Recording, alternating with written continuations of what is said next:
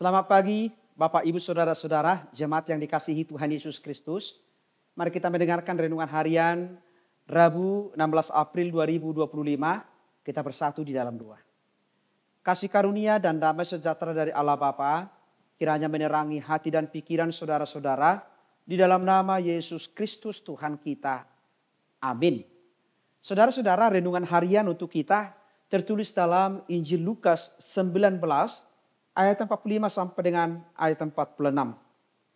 Lalu Yesus masuk ke bait Allah dan mulailah ia mengusir semua pedagang di situ. Katanya kepada mereka, ada tertulis, rumahku adalah rumah dua, tetapi kamu menjadikannya sarang penyamun. Saudara-saudara, sebagai orang Kristen sangat melekat dengan istilah bait suci, gereja, atau rumah Tuhan. Bagi kita gereja adalah persekutuan dari orang-orang yang percaya kepada Tuhan. Gereja atau bait suci sangat penting bagi kita. Karena di gereja kita berdoa, di gereja kita memuji Tuhan, dan di gereja kita beribadah kepada Tuhan.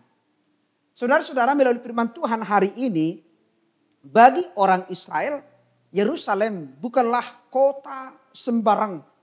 Karena di Yerusalem ada bait Allah.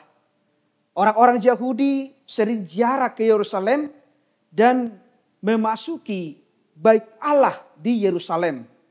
Melalui firman Tuhan hari ini ketika Yesus memasuki Yerusalem, Yesus pergi ke bait Allah. Akan tetapi suasana di bait Allah tidak lagi hening dan kudus. Rumah Allah tidak beda dengan pasar karena disesaki oleh para pedagang. Ketika Yesus menyaksikan orang-orang yang berdagang di bait suci, Lukas mencatat bahwa ia mengusir semua pedagang di situ. Artinya Yesus marah karena rumahnya telah berubah dari rumah dua menjadi sarang penyamun.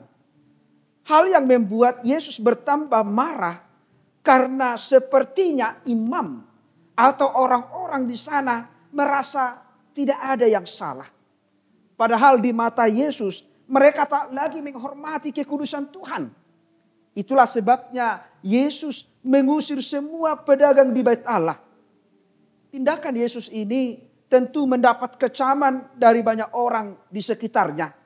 Namun saya yakin banyak orang yang menerimanya dan menyadari itu merupakan teguran Yesus untuk sebuah jalan pertobatan.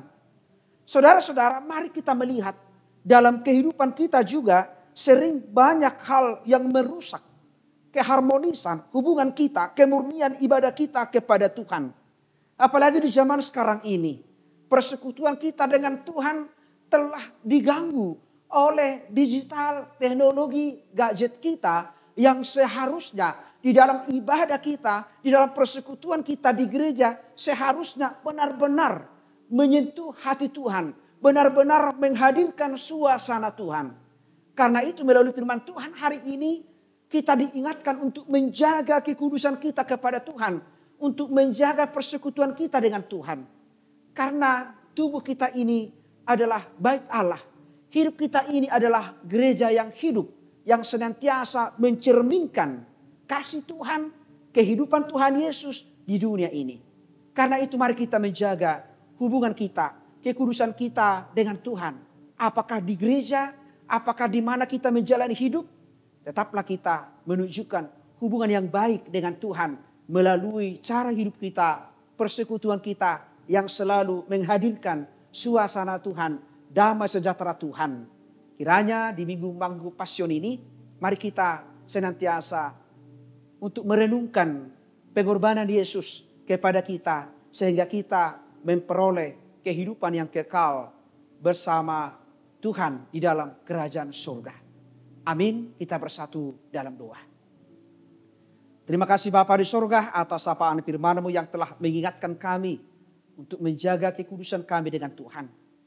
Engkau tahu gereja bait Allah rumah Tuhan adalah tempat berdoa memuji Tuhan. Tetapi kami sering di dalam hubungan kami dengan Tuhan diganggu oleh teknologi, oleh kehidupan dunia ini. Engkau mengingatkan kami Tuhan untuk menjaga kekudusan kami kepada Tuhan. Sekalipun di bait-Mu yang kudus, tetapi Engkau mengingatkan bahwa diri kami adalah bait Tuhan. Hidup kami adalah bagian daripada suasana Tuhan di dalam menghadirkan kerajaan Allah.